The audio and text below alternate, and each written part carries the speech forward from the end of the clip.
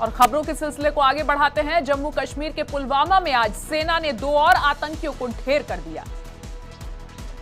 बामनू इलाके में कुछ आतंकियों के छिपे होने की आज सुबह सेना को खबर मिली।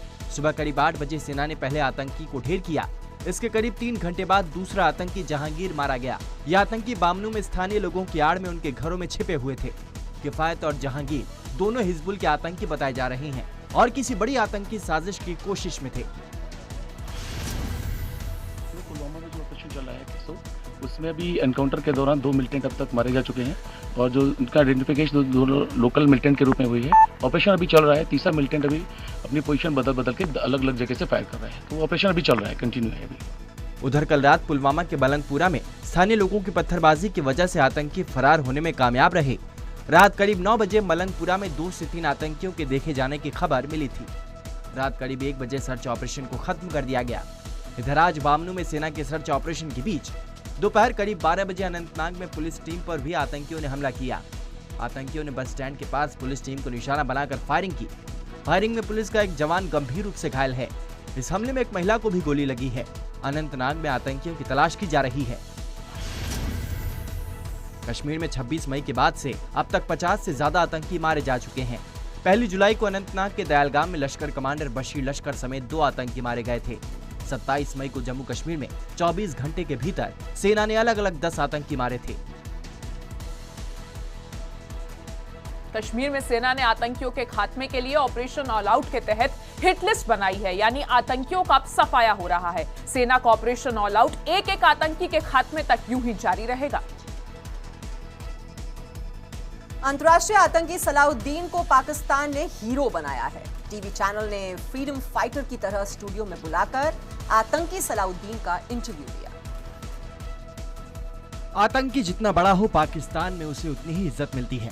हिजबुल मुजाहिदीन के सरगना सैयद सलाउद्दीन को जिस तरह पाकिस्तान में इज्जत मिल रही है, उससे ये बात फिर साबित हो गई है। जिस सैयद सलाउद्दीन को दुनिया का आतंकी घोषित किया गया है, वो न सिर्फ पाकिस्तान अधिकृत कश्मीर में खुलेआम घूम रहा है, बल्कि पाकिस्तान की टीवी न्यूज चैनल्स में बैठकर बड़ी इज्जत से इंटरव्यू भी दे रहा है। पाकिस्तान में सलाउद्दीन का स्वागत किसी बड़े नेता की तरह हो रहा है और पाकिस्तान के टीवी चैनल्स में ग्लोबल आतंकी सैयद सलाउद्दीन को फ्रीडम फाइटर की तरह पेश किया जा रहा है।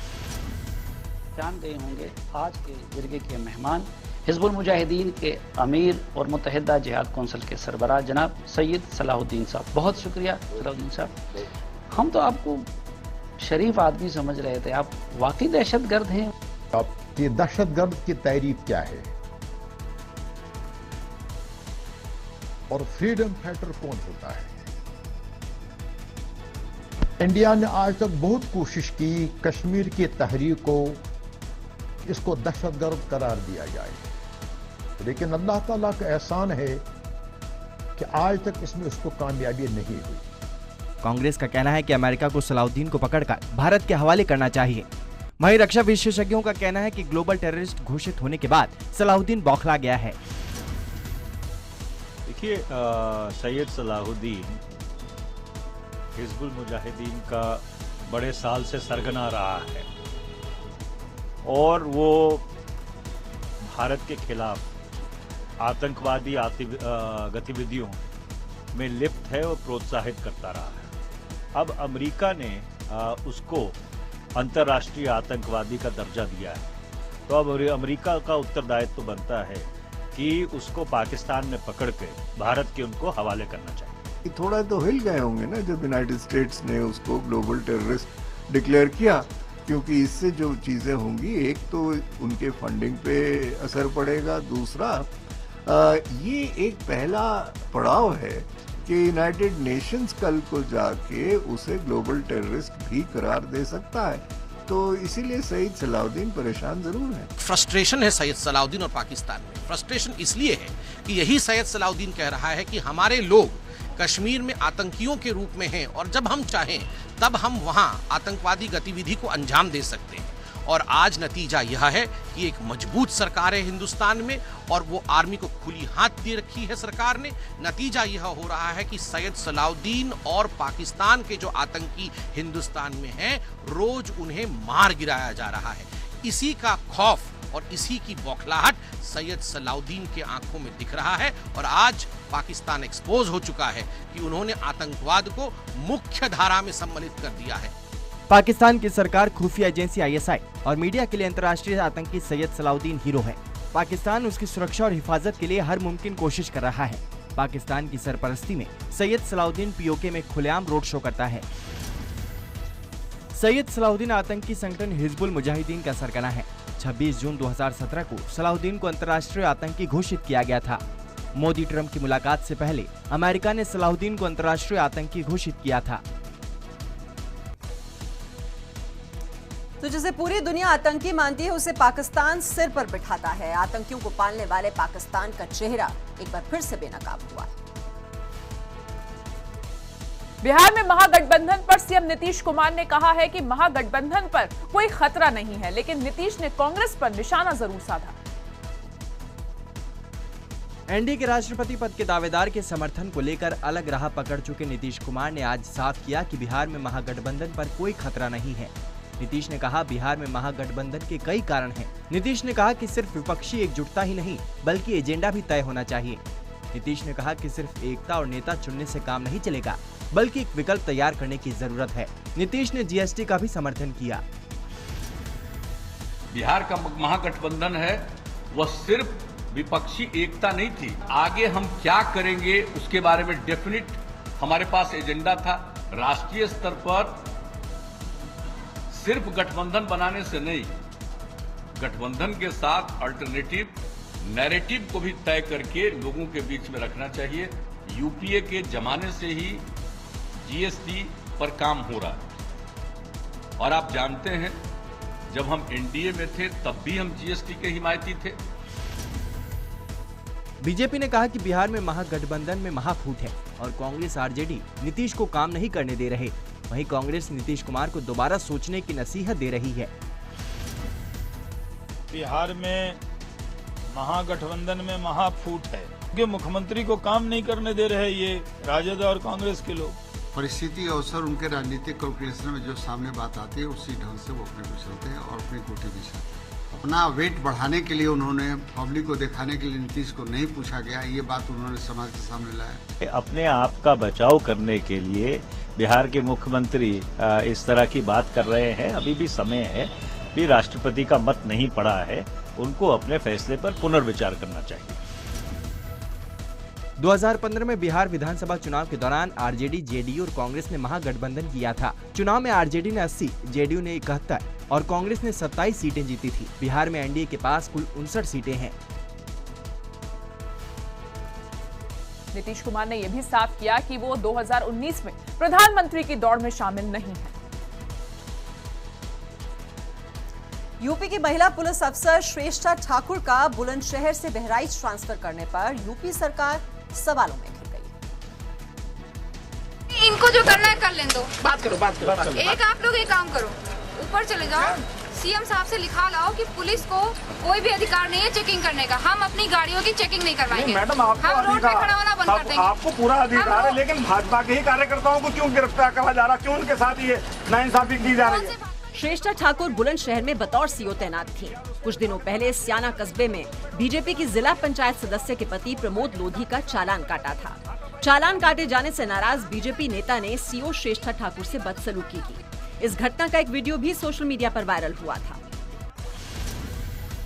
उद्दंड मचा हुआ है, अराजकता फैली हुई है और अधिकारियों को अपनी मर्जी से काम करने की इजाजत नहीं है। योगी हुकूमत बाकायदा मैसेज दे रही है कि थाने अगर आप चलेंगे तो बीजेपी के इशारों पर, उनके वर्करों के इशारे पर चलेंगे और जो नहीं चलेगा उसका वही हशर होगा जो इस लेडी का हुआ है। श्रेष्ठा ठाकुर के ट्रांसफर को स्थानीय बीजेपी नेता पर सख्ती दिखाए जाने की सजा के रूप में देखा जा रहा है। हालांकि यूपी सरकार इसे रूटीन ट्रांसफर बता रही है। जो सूबे की जर्जर व्यवस्था है उसको दुरुस्त करने का हम लोग कार्य कर रहे हैं और जो परिवर्तन होने हैं वो भी निश्चित रूप से चिन्हित किए गए हैं और समय जरूर लग रहा है। प्रशासनिक आधार पर जरूरत पड़ने पर हम लोग 1.5 साल 1 साल में भी ट्रांसफर करते हैं। ये स्थानीय आवश्यकता के अनुसार कार्रवाई की जाती है। श्रेष्ठा ठाकुर ने अपने ट्रांसफर को अच्छे कामों का इनाम बताया है। फेसबुक पर लिखा, जहां भी जाएगा रोशनी लुटाएगा, किसी चिराग का अपना मकान नहीं होता। बहराइच ट्रांसफर हो गया, नेपाल बॉर्डर है, परेशान मत होइए दोस्तों, मैं खुश हूँ। मैं इसे अपने अच्छे काम का इनाम मानती हूँ। आप सभी बहराइच में आमंत्रित हैं। यूपी सरकार ने रविवार को 244 पुलिस उपाधीक्षकों का तबादला किया था। ट्रांसफर किए गए अफसरों की लिस्ट में बुलंदशहर के स्याना की सीओ श्रेष्ठा सिंह भी शामिल हैं। श्रेष्ठा सिंह का ट्रांसफर किए जाने का मुद्दा सोशल मीडिया पर चर्चा का विषय बन गया है। बुलंदशहर में 23 जून को ट्रैफिक नियम को तोड़ने के आरोप में बीजेपी नेता के पति का चालान काटा था। श्रेष्ठा ठाकुर पर बीजेपी नेताओं ने सीएम योगी आदित्यनाथ पर अभद्र भाषा का इस्तेमाल बताते हुए केस भी दर्ज कराया। हिमाचल प्रदेश के विधानसभा चुनाव से ठीक पहले कांग्रेस को एक बड़ा झटका लगा है। मुख्यमंत्री वीरभद्र सिंह को बड़ा झटका देते हुए दिल्ली हाईकोर्ट ने मनी लॉन्ड्रिंग का केस रद्द करने की याचिका को खारिज कर दिया है। प्रवर्तन निदेशालय इस मामले की जांच कर रहा है। इस मामले में ईडी ने वीरभद्र सिंह के खिलाफ prevention of money laundering act के तहत मुकदमा दर्ज किया है। आज वीरभद्र सिंह और इस मामले के दूसरे आरोपियों की ओर से दायर याचिका पर हाईकोर्ट में सुनवाई हुई। हाईकोर्ट ने इस मामले में राहत नहीं देते हुए केस खत्म करने की अपील खारिज कर दी। वीरभद्र सिंह और उनके परिवार पर आय से अधिक संपत्ति रखने का भी आरोप है। इस मामले में सीबीआई ने 31 मार्च को चार्जशीट दाखिल की थी। इस साल अप्रैल में कार्रवाई करते हुए ईडी ने वीरभद्र सिंह का एक फार्म हाउस जब्त किया था। इस फार्म हाउस की कीमत करीब 27 करोड़ है। ईडी के मुताबिक फार्म हाउस को वीरभद्र के बेटे के मालिकाना हक वाली कंपनी मैपल ने खरीदा था। ईडी के मुताबिक फार्म हाउस की कीमत 1 करोड़ दिखाई गई थी, जबकि 5.47 करोड़ रुपए कैश में दिए गए। वीरभद्र सिंह पर यूपीए सरकार में इस्पात मंत्री रहते हुए आय से 6 करोड़ ज्यादा की प्रॉपर्टी बनाने का भी आरोप है। पीएम मोदी ने राष्ट्रपति प्रणब मुखर्जी को पिता तुल्य बताया है। राष्ट्रपति ने भी पीएम मोदी की तारीफ। दिल्ली में प्रेसिडेंट प्रणब मुखर्जी ए स्टेट्समैन एट राष्ट्रपति भवन पुस्तक के विमोचन के मौके पर पीएम मोदी ने राष्ट्रपति प्रणब मुखर्जी के साथ अपने 3 साल के संबंधों को याद किया। पीएम ने कहा कि दिल्ली में राजनीतिक रूप से स्थापित होने में उनके प्रणब मुखर्जी ने मेरी सबसे ज्यादा मदद की है। पीएम मोदी ने कहा कि प्रधानमंत्री बनने के बाद प्रणब दा ने एक पिता की तरह उनका मार्गदर्शन किया। पीएम मोदी ने ये भी कहा कि देश की सेहत के साथ साथ राष्ट्रपति जी को मेरे सेहत की चिंता रहती थी। वहीं राष्ट्रपति प्रणब मुखर्जी ने प्रधानमंत्री की तारीफ करते हुए कहा कि हमारे विचार जरूर अलग हैं, लेकिन इसने कभी प्रधानमंत्री और राष्ट्रपति के रिश्तों को प्रभावित नहीं किया। कि मेरे जीवन का एक बहुत बड़ा सौभाग्य रहा कि मुझे प्रणब दा की उंगली पकड़ करके दिल्ली की जिंदगी में अपने आप को सेट करने में बहुत बड़ी सुविधा मिली। बहुत बड़ा मेरे लिए एक बहुत बड़ा संबल रहा। To keep that divergences, if there be any, only to ourselves. It did never find any place anywhere, and it did not affect the relationship between the President and the Prime Minister. 25 जुलाई 2012 को प्रणब मुखर्जी ने राष्ट्रपति का पद संभाला था। राष्ट्रपति प्रणब मुखर्जी 24 जुलाई को retire हो रहे हैं। 1969 में पहली बार कांग्रेस की तरफ से प्रणब मुखर्जी राज्यसभा के सदस्य चुने गए थे। प्रणब मुखर्जी भारत के वित्त मंत्री और विदेश मंत्री रहने के अलावा कई अहम पदों पर रह चुके हैं। प्रेसिडेंट स्टेट्समैन नाम की यह किताब राष्ट्रपति की तस्वीरों पर आधारित है। पीएम मोदी ने कहा कि तस्वीरों से पता चलेगा कि हमारे राष्ट्रपति बच्चों की तरह हंसते हैं। दार्जिलिंग में बंद का आज 25वां दिन है। बंद की वजह से स्कूलों की छुट्टियां बढ़ा दी गई हैं।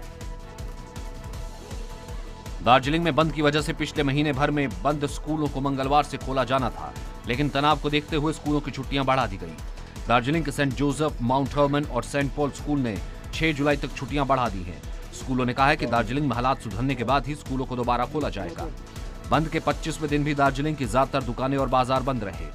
सड़कों पर सन्नाटा रहा। गोरखा जनमुक्ति मोर्चा के समर्थक गोरखालैंड की मांग को लेकर डटे हुए हैं। कल सिलीगुड़ी और सुकना में भी बंद जारी है। यहाँ भी बाजार और दुकानें बंद रही। जीजेएम समर्थकों का कहना है कि उन्हें गोरखालैंड से कम कुछ भी मंजूर नहीं। अब ये तो हम तो कुछ नहीं बोल नहीं सकते हैं। अंडरस्टैंडिंग तो क्या है, जैसा चलता है वैसा चलेगा। अब होना तो चाहिए, गवर्नमेंट को कुछ करना चाहिए। वायलेंस तो मिलने से तो अपने आप ही कम हो जाएगा। Understanding is that now we have to go with the flow, and now we are determined that we need our statehood, identity, and the crisis is there. Okay, we are having problems, but no problem as such. We are facing it, and I think we want statehood. That's the ultimate thing. That's what we want, and we will strive for it. कल भी मोर्चा समर्थकों ने दार्जिलिंग में bike rally निकाली थी। गोरखा जनमुक्ति मोर्चा अलग गोरखालैंड बनाने की मांग कर रहा है। बंगाली भाषा को अनिवार्य करने का भी विरोध हो रहा है। हिंसा में 3 प्रदर्शनकारियों और पुलिस के एक कमांडेंट की मौत हो चुकी है। बंद की वजह से दार्जिलिंग में जरूरी चीजों की भारी किल्लत है। गोरखा जनमुक्ति मोर्चा ये साफ कर चुका है कि उन्हें गोरखालैंड से कम कुछ भी मंजूर नहीं है। दिल्ली में सरकारी अफसरों की लापरवाही से 5 लाख से ज्यादा SC, ST, OBC और माइनॉरिटी छात्रों को मिलने वाली स्कॉलरशिप नहीं मिल पाई। दिल्ली में पढ़ने वाले 5 लाख से ज्यादा छात्रों को मिलने वाली स्कॉलरशिप का भुगतान साल भर बाद भी नहीं किया गया। दिल्ली के मुख्यमंत्री अरविंद केजरीवाल ने यह मुद्दा उठाया है। 30 जून को चीफ सेक्रेटरी को लिखे पत्र में केजरीवाल ने आरोप लगाया है कि 2015 से लेकर 2017 तक दिल्ली सरकार के सामने स्कॉलरशिप से जुड़ी फाइल लाई ही नहीं गई और सरकार को अंधेरे में रखा गया। केजरीवाल ने आरोप लगाया है कि बड़े अफसरों ने जानबूझकर स्कॉलरशिप से जुड़ी फाइलों को आगे नहीं बढ़ाया, जिसकी वजह से 5 लाख से ज्यादा SC, ST, OBC और माइनॉरिटी छात्रों को स्कॉलरशिप के पैसे नहीं दिए जा सके। केजरीवाल ने इस बारे में dialogue and development commission of Delhi की रिपोर्ट का हवाला दिया है। रिपोर्ट के मुताबिक जुलाई और नवंबर 2016 के बीच 66,882 आवेदन मिले थे, लेकिन अधिकारियों ने उन्हें सरकार के सामने रखा ही नहीं। दिल्ली सरकार ने 15 जुलाई तक सभी छात्रों को स्कॉलरशिप की रकम दिए जाने का आदेश दिया है। दिल्ली के सामाजिक कल्याण मंत्री राजेंद्र पाल गौतम के मुताबिक अफसरों ने जानबूझकर ऐसा किया है। मुझे लगता है जैसे कि जानबूझकर SC, ST, OBC माइनॉरिटीज़ के मुद्दों को लेकर उदासीनता बरती गई है और तभी मैंने CM साहब को बताया और CM साहब ने सारी फाइलें मंगवाई, फाइलों को पढ़ा और उसके बाद डायलॉग एंड डेवलपमेंट कमीशन को फाइल दी गई। वो सारी फाइलें उन्होंने पढ़ी और उसमें गंभीर चीज़ें निकली हैं कि उदासीनता जो है अधिकारियों की तरफ से बरती गई है। अब उनको हम तलाश रहे कौन कौन अधिकारी उसके लिए जिम्मेदार है ताकि उनको उसके लिए पनिश किया जा सके। सबका साथ और सबका विकास का दावा और वादा करने वाली सरकारें इस प्रश्न पर इतनी गैर गंभीर हो सकती हैं, ये हमारे चिंतन से बाहर है। DDC ने केंद्र के 7 और दिल्ली सरकार के 5 योजनाओं से जुड़ी 34 फाइलों का अध्ययन किया। 2016-17 तक किसी भी स्कीम के तहत भुगतान नहीं किया गया। मार्च 2017 तक 5,57,000 छात्रों को मिलने वाली स्कॉलरशिप नहीं दी गई। और अफसरों की लापरवाही का खामियाजा छात्रों को भुगतना पड़ रहा है। फीस नहीं भर पाने की वजह से कई छात्रों के नाम कटने तक की नौबत आ गई। हाथों से पंखा झलते, अखबार को हैंड फैन की तरह इस्तेमाल करते आपने लोगों को देखा होगा, लेकिन क्या हवाई जहाज में यात्रियों को ऐसा करते देखा है? तस्वीरें आई हैं, देखिए। पश्चिम बंगाल से बागडोगरा से नई दिल्ली की एयर इंडिया की फ्लाइट संख्या AI 880 की ये तस्वीर है। पसीने से लथपथ, हाथ से पंखा झेलते यात्री दिखाई दे रहे हैं। कुछ यात्रियों ने ऑक्सीजन की कमी के चलते सांस लेने में तकलीफ की भी शिकायत की, लेकिन तकनीकी समस्या के नाम पर 1, 2 या 5, 10 मिनट नहीं, पूरे 110 मिनट यानी 1 घंटा 50 मिनट तक यात्री गर्मी से लथपथ हालात में यात्रा करने को मजबूर हुए। लोगों का कहना है कि उड़ान भरने के 20 मिनट बाद ही एयर इंडिया की इस फ्लाइट का एयर कंडीशन खराब हो गया। यात्री पसीने से लथपथ हो गए और हाथ से पंखा झलने लगे। लोगों ने ऑक्सीजन मास्क लगाया, वो भी काम नहीं कर रहा था, लेकिन क्रू से शिकायत की गई तो उन्हें जल्द ही ठीक हो जाने का भरोसा दिया गया, लेकिन समस्या वैसी की वैसी बनी रही। यात्रियों का गुस्सा उस समय और भड़क गया जब उन्हें पता लगा कि पायलट को यह पता था कि फ्लाइट में एयर कंडीशन काम नहीं कर रहा। इसके बावजूद टेक ऑफ करने का फैसला किया गया। दोपहर 3:40 पर यात्री सही सलामत दिल्ली पहुंचे। तब कहीं जाकर उनको राहत मिली। एक यात्री ने फ्लाइट के अंदर का वीडियो बना लिया और उसे सोशल मीडिया में पोस्ट कर दिया। एयर इंडिया 140 विमान के साथ देश की सबसे बड़ी घरेलू विमान सेवा है। एयर इंडिया पर 52,000 करोड़ से भी ज्यादा का कर्ज है। जून के आखिरी हफ्ते में कैबिनेट ने एयर इंडिया के डिसइन्वेस्टमेंट यानी विनिवेश को सैद्धांतिक मंजूरी दी है। टाटा ने एयर इंडिया की हिस्सेदारी खरीदने के संकेत दिए हैं। 1953 से पहले एयर इंडिया का संचालन टाटा समूह के पास ही था।